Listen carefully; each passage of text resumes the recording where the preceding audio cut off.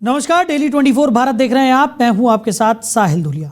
तो बुलेटिन की शुरुआत करते हैं। कांग्रेस सांसद शशि थरूर को एक स्वयंसेवी समूह HRDS इंडिया ने Veer Savarkar international impact award 2025 देने का ऐलान किया है, लेकिन थरूर ने इस अवार्ड को स्वीकार करने से इनकार कर दिया है। कुल 6 लोगों को अवार्ड के लिए नॉमिनेट किया गया। शशि थरूर के मुताबिक उन्हें मीडिया रिपोर्ट से पता चला कि दिल्ली में प्रस्तुत किए जाने वाले इस पुरस्कार के लिए उन्हें नामित किया गया है। कांग्रेस नेता ने कहा कि उन्हें इस ऐलान के बारे में कल पता चला जब वो केरल में स्थानीय निकाय चुनाव के लिए पहुंचे थे। शशि थरूर ने तिरुवनंतपुरम में संवाददाताओं से कहा कि मुझे पुरस्कार के बारे में ना तो बताया गया था और ना ही मैंने इसे स्वीकार किया।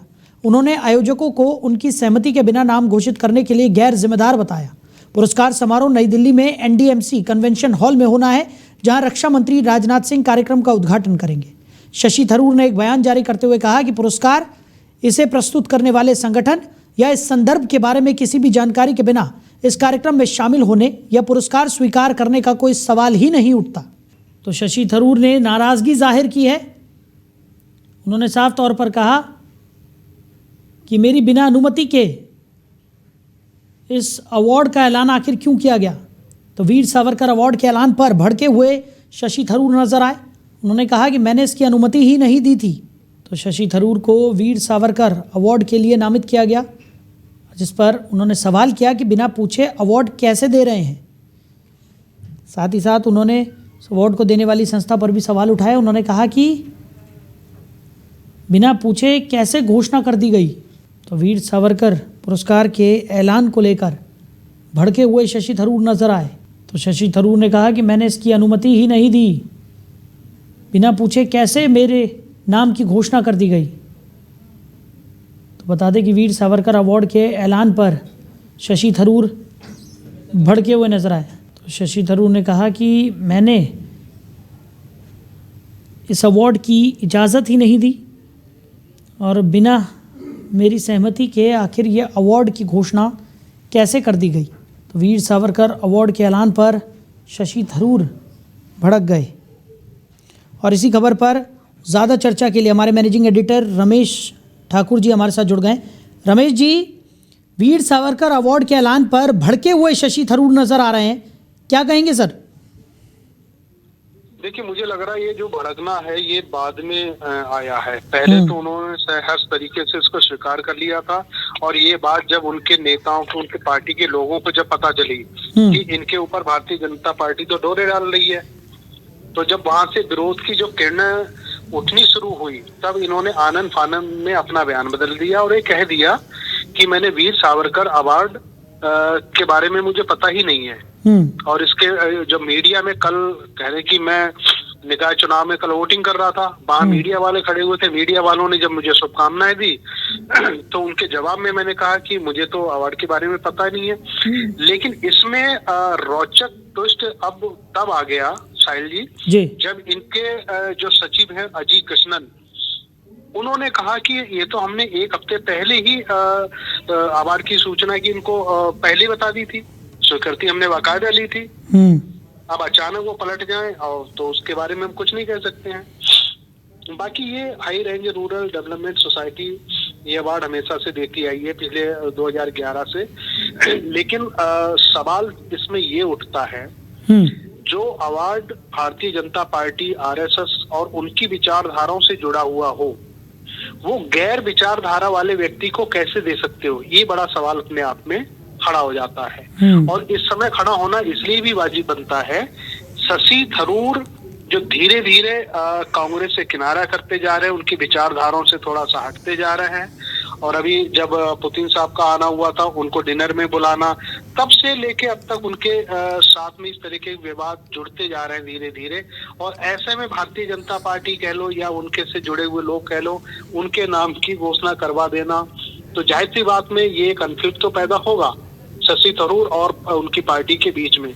लेकिन इसमें अब तय करना बड़ा मुश्किल हो जा रहा है कि सच कौन बोल रहा है। शशि थरूर सच बोल रहे हैं या फिर जो Veer Savarkar international impact award की जो आयोजक हैं और जिनके सचिव अजय कृष्णन है वो सच बोल रहे हैं। जी बिल्कुल। और कहीं ना कहीं बहुत कॉन्ट्राडिक्टरी ये हो जाता है, क्योंकि शशि थरूर ने मीडिया के सामने जिस तरीके का स्टेटमेंट दिया, उन्होंने तो साफ तौर पर ये कहा कि जब मुझसे किसी तरह की कोई बात ही नहीं हुई, मुझसे पूछा ही नहीं गया, तो इस सम्मान समारोह में शामिल होना और इस पुरस्कार को ग्रहण करने का तो सवाल ही नहीं उठता है।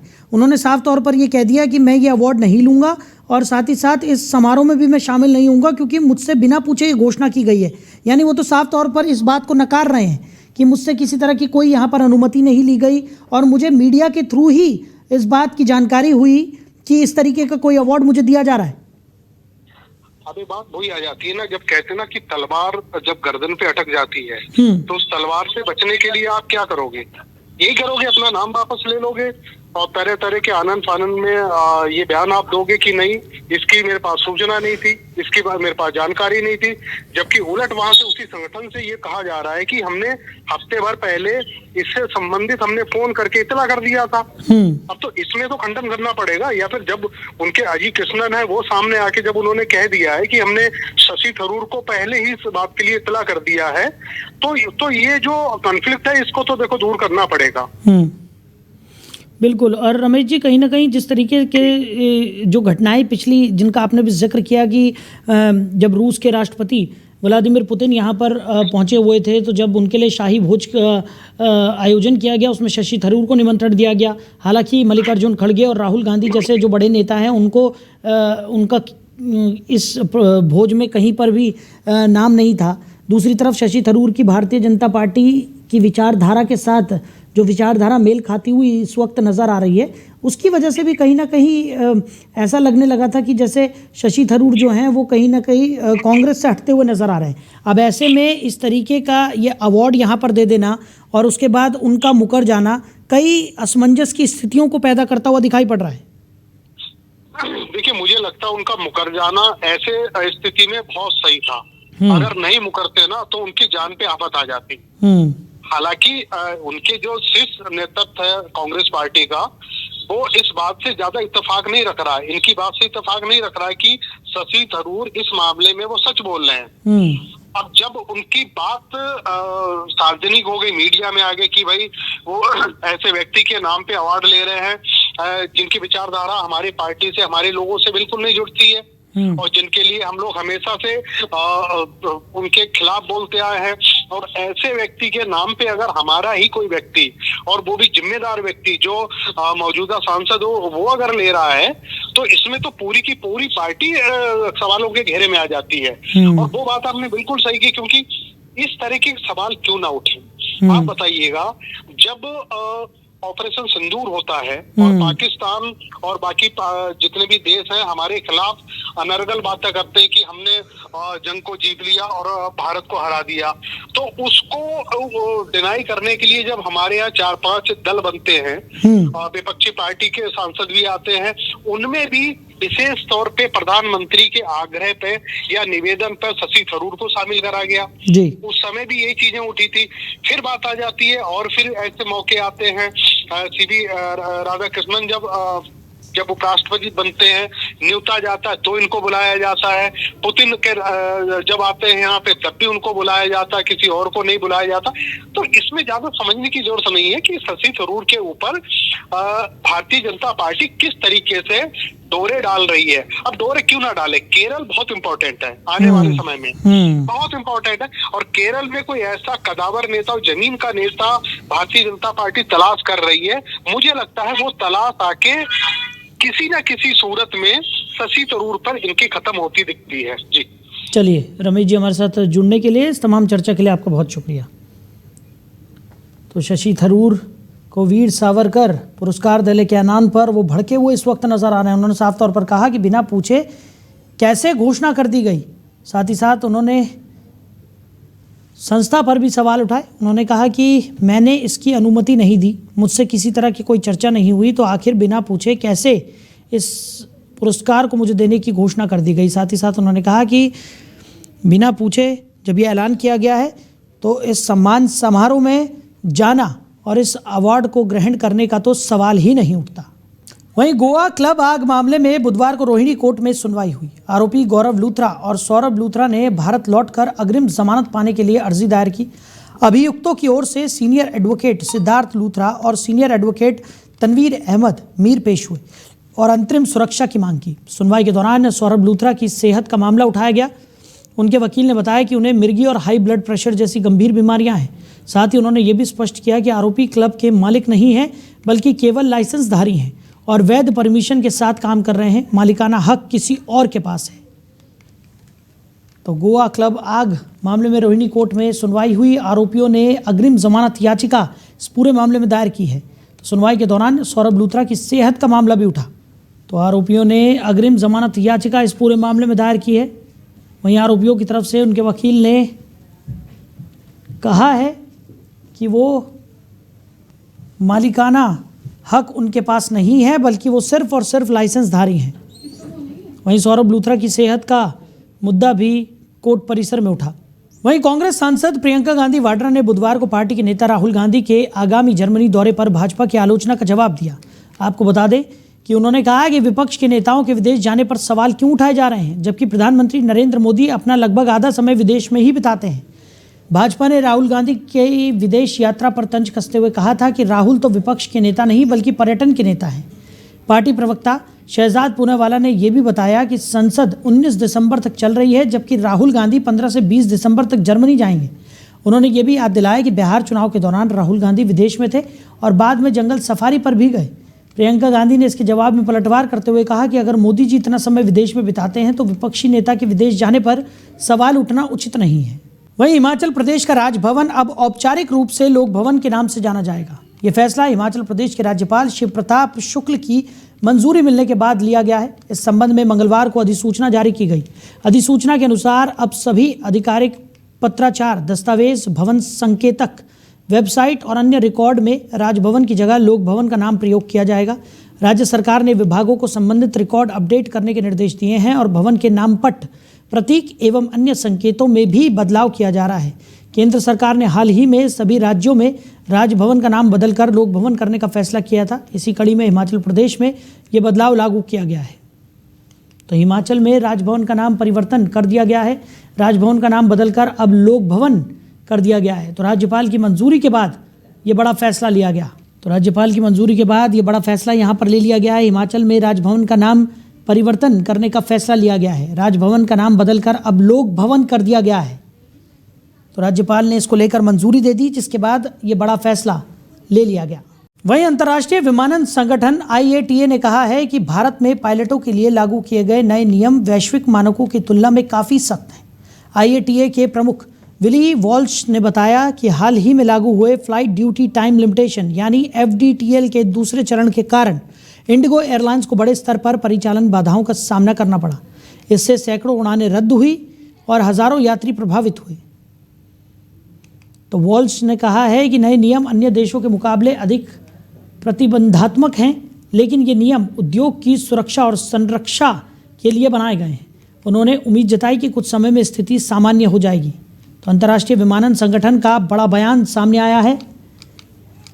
IATA की तरफ से कहा गया है कि भारत के पायलट नियम अन्य देशों से काफ़ी ज़्यादा कड़े हैं और यही वजह रही कि इंडिगो क्राइसिस सामने आया। उधर नई दिल्ली में बुधवार को राज्यसभा में विपक्षी दलों ने वॉकआउट कर दिया। ये तब हुआ जब भाजपा सांसद अड़िया प्रसाद ने गृह मंत्री अमित शाह से पूछे जाने वाले सवाल को बिना स्पष्टीकरण के वापस ले लिया। प्रश्न में ये जानना था कि क्या सरकार नए अपराध कानूनों के तहत केंद्रीय फॉरेंसिक विज्ञान प्रयोगशालाओं का विस्तार कर रही है और निर्भया फंड के तहत फॉरेंसिक क्षमता बढ़ाने, साथ ही साथ डेटा इलेक्ट्रॉनिक रूप से व्यवस्थित करने के क्या कदम उठाए जा रहे हैं। सवाल स्टार्ड क्वेश्चन के रूप में स्वीकार किया गया था, जिसमें मंत्री को मौखिक उत्तर देना होता है और तुरंत फॉलोअप सवाल भी पूछे जा सकते हैं। संसद के नियमों के अनुसार सांसद किसी भी सवाल को स्वेच्छा से वापस ले सकता है। हालांकि विपक्ष ने सवाल हटाए जाने का विरोध किया और संसद से वॉकआउट किया। राज्यसभा अध्यक्ष CP राधाकृष्णन ने कहा कि ये सांसद की व्यक्तिगत इच्छा है और विपक्ष के पास इसे रिकॉर्ड में उठाने का अधिकार नहीं है। तो राज्यसभा में विपक्ष ने वॉकआउट कर दिया। फॉरेंसिक सवाल विवाद में विपक्ष ने सदन को छोड़ दिया। उधर भारत ने ओमान और न्यूजीलैंड के साथ मुक्त व्यापार समझौते यानी कि FTA की वार्ताओं को अंतिम चरण तक पहुंचा दिया है। वाणिज्य और उद्योग मंत्री पीयूष गोयल के अनुसार न्यूजीलैंड के व्यापार मंत्री टॉड मैकले शुक्रवार को दिल्ली आ रहे हैं ताकि वार्ताओं को अंतिम रूप दिया जा सके। ओमान के साथ व्यापक आर्थिक भागीदारी समझौता CEPA पर 3 प्रमुख दौरों में सहमति बनने के बाद अब कैबिनेट मंजूरी की प्रक्रिया चल रही है। इसके अलावा भारत की FTA प्रक्रिया चिली और इजराइल के साथ भी आगे बढ़ रही है। मंत्री पीयूष गोयल ने बताया कि चिली के साथ व्यापार समझौता भी जल्द पूरा होने की संभावना है। तो FTA की वार्ता अंतिम चरण में पहुंच चुकी है। मंत्री पीयूष गोयल ने इसको लेकर जानकारी दी है। न्यूजीलैंड के मंत्री भी दिल्ली पहुंचने वाले हैं, जिसके बाद इस पूरे प्रारूप का अंतिम चरण सामने आ जाएगा। छतरपुर के खजुराहो में मुख्यमंत्री डॉक्टर मोहन यादव ने महाराजा छत्रसाल कन्वेंशन सेंटर में आयोजित कैबिनेट बैठक के बाद मीडिया से संवाद किया। मीडिया से संवाद में उन्होंने बैठक में लिए गए महत्वपूर्ण निर्णयों की जानकारी दी। इसके अलावा पूर्व प्रदेश अध्यक्ष और सांसद VD शर्मा, साथ ही स्वतंत्र राज्य वन मंत्री दिलीप अहिरवार ने भी बैठक के बिंदुवार निर्णय मीडिया के साथ साझा किए। मुख्यमंत्री ने बताया कि बैठक में विकास कार्यों, योजनाओं और प्रदेश के हित से जुड़े अन्य महत्वपूर्ण मुद्दों पर चर्चा की गई। तो खजुराहो में CM मोहन यादव ने प्रेस वार्ता की। कैबिनेट बैठक के बाद ये प्रेस वार्ता हुई और बैठक में विकास और योजनाओं पर चर्चा की गई। VD शर्मा और दिलीप अहिरवार ने निर्णय साझा किए और प्रेस वार्ता के दौरान मीडिया के समक्ष तमाम बिंदुओं को रखा। तो कैबिनेट की बैठक के बाद ये प्रेस वार्ता हुई थी। VD शर्मा और दिलीप अहिरवार ने यहाँ पर मीडिया के सामने बैठक में जो तमाम चर्चा के विषय रहे उन पर प्रकाश डाला। इस मौके पर CM मोहन यादव भी मौजूद रहे। इस प्रेस वार्ता में CM मोहन यादव ने भी शिरकत की। तो VD शर्मा और दिलीप अहिरवार ने मीडिया से बातचीत में तमाम बिंदुओं को रखा। तो कैबिनेट बैठक के बाद इस प्रेस वार्ता का आयोजन किया गया था। तो मध्य प्रदेश के प्रसिद्ध पर्यटन स्थल खजुराहो में विवाद की घटना सामने आई, जहां प्रधानमंत्री नरेंद्र मोदी और मुख्यमंत्री डॉक्टर मोहन यादव के पोस्टर पर कालिक पोती गई। दरअसल खजुराहो में गौतम रिसोर्ट के खाने से 8 कर्मचारी बीमार पड़ गए। इनमें से 3 कर्मचारियों की इलाज के दौरान मौत हो गई, जबकि 5 अब भी जिंदगी और मौत के बीच संघर्ष कर रहे हैं। घटना सोमवार दोपहर हुई, जब सभी कर्मचारी होटल का खाना खा रहे थे। खाने के आधे घंटे के अंदर उनकी तबीयत बिगड़ गई, जिससे उनकी हालत बहुत ज़्यादा गंभीर होती हुई नजर आई। मृतकों के नाम हैं प्रागीलाल कुशवाहा, गिरिजा रजक और राम स्वरूप कुशवाहा। शुरुआती इलाज के लिए सभी 8 कर्मचारियों को खजुराहो के सरकारी अस्पताल और फिर छतरपुर जिला अस्पताल ले जाया गया।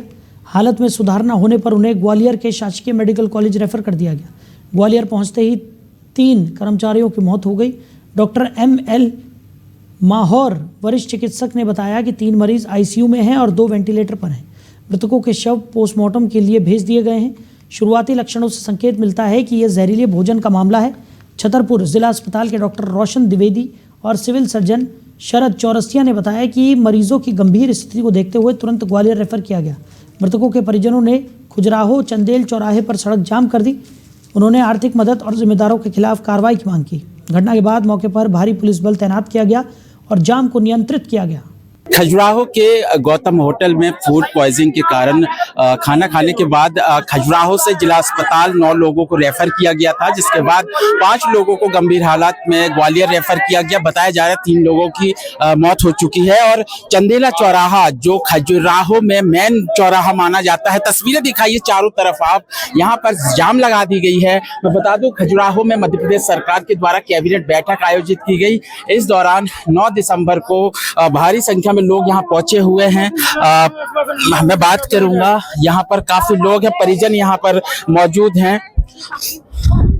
तस्वीरें हम आपको दिखा रहे हैं चंदेल चौराहे से। अब मैडम से बात भी करेंगे। मैम ये क्या दुखद घटना हुई है खजुराहो में, क्या? पहले बात तो ये है कि ये जो घटना है, आप सबको जानकारी है कि यहाँ पर 6 व्यक्तियों की मौत हो गई है। और जो गौतम रिसोर्ट है, यहाँ पर ये लोग काम करते थे और यहाँ पर इन लोगों ने खाना खाया। और ये अभी बच्चा वही बता ही रहे थे, इनके बच्चे, परिवार के बच्चे हैं, ये सभी बैठे हैं कि पहले ये लोग लेके गए हैं यहाँ पर खजुराहो में। तो सबसे बड़ी बात यह है कि उन लोगों ने सुना ही नहीं। वो कह रहे थे कि वो उल्टियां करते जा रहे थे, पर वो सुन ही नहीं रहे थे। मतलब कहीं ना कहीं यदि भाई ठीक है, यदि उन लोग कुछ प्रॉब्लम थी तो उन्हें देखना चाहिए था। पहले 4 व्यक्तियों की मौत हुई, अब 5 व्यक्तियों की मौत हुई है और 6 व्यक्तियों की मौत हुई है। ये एक छोटा सा बच्चा है, देखो आप।